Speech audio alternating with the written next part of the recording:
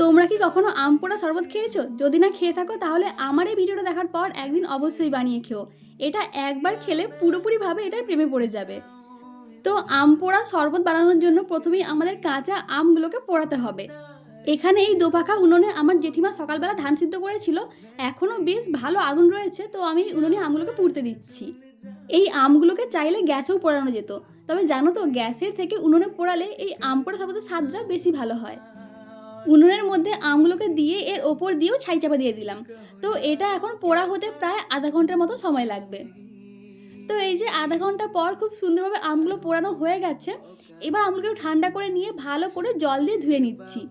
উনুনে পোড়ানোর জন্য আমগুলোর গায়ে অনেক ছাই লেগে আছে, তাই এগুলোকে খুব ভালো করে ধুয়ে নিতে হবে। সবকটা আম আমি ধুয়ে নিয়েছি। এবার একটা মিক্সির জারের মধ্যে আমের ছাল ছাড়িয়ে আমের ভেতরের এই আঁশটা নিয়ে নেব। আর রং দেখে ভেবো না যেটা পাকা আম, এটা কিন্তু কাঁচা আমই। তো কাঁচা আমকে আগুনে পোড়ানোর পর এই রংটা এরকম হলদেটে হয়ে যায়। তো এই যে এখানে আমি সবকটা আমের ভেতর থেকে মাড়ি বের করে নিয়েছি। এবার মধ্যে দিচ্ছি স্বাদ মতো লবণ, আর মিষ্টির জন্য দিচ্ছি কয়েকটা বাতাসা। তোমরা চাইলে এখানে বাতাসার পরিবর্তে চিনিও দিতে পারো। আর দিচ্ছি ১ চামচ ভাজা জিরে গুঁড়ো, আর ১ চামচ থেকে একটু কম ভাজা ধনে গুঁড়ো। আর দিলাম সামান্য বিট লবণ। আর দিচ্ছি একটা কাঁচা লঙ্কা। লঙ্কাটা পুরোপুরি অপশনাল, তোমরা চাইলে নাও দিতে পারো। তবে আমার পার্সোনালি এই আম পোড়া শরবতের মধ্যে না হালকা একটু ঝাল ভাব বেশ ভালো লাগে, তাই আমি একটা কাঁচা লঙ্কা দিলাম। এবার সামান্য জল দিয়ে খুব ভালোভাবে এটাকে একটা পেস্ট বানিয়ে নিলাম। আর আম পোড়ার এই মিশ্রণটা তোমরা একবার বানিয়ে প্রায় ২ সপ্তাহের মতো ফ্রিজে স্টোর করেও রাখতে পারো।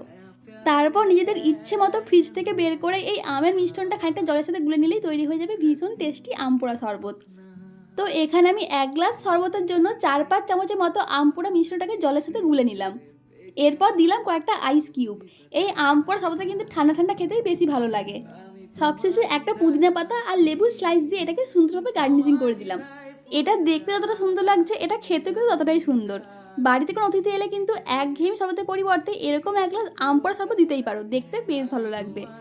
তো এই ছিল আজকে আমার ছোট্ট একটা ভিডিওটা কেমন লাগলো জানিও। তো চলো আজকের মতো টাটা, দেখা হচ্ছে খুব শীঘ্রই নেক্সট ভিডিওতে।